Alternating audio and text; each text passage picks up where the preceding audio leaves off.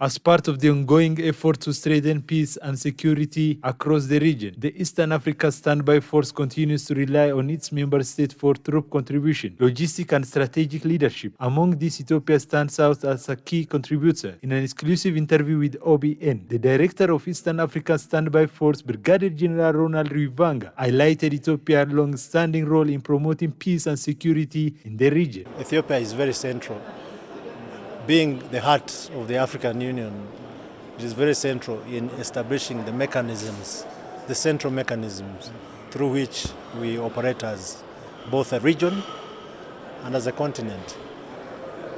Ethiopia particularly is a big contributor to our organization.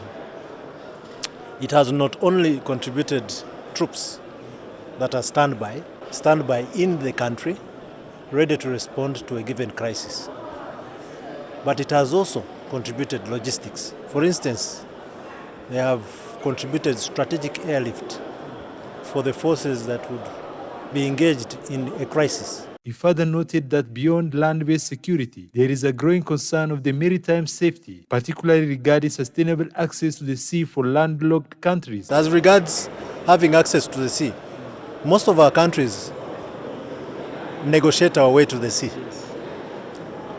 But it is important for us to have very good negotiations for the sustainability of access to the sea.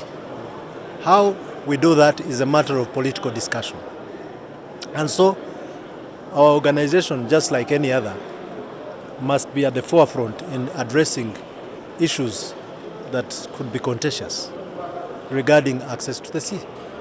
And so it is important for us to find solutions for landlocked countries to be able to, eventually have stable access to the seas. Brigadier General Rwivanga also cited Rwanda as an example, explaining how the country has maintained stable access to the sea through cooperation with Kenya and Tanzania. The access is pretty stable.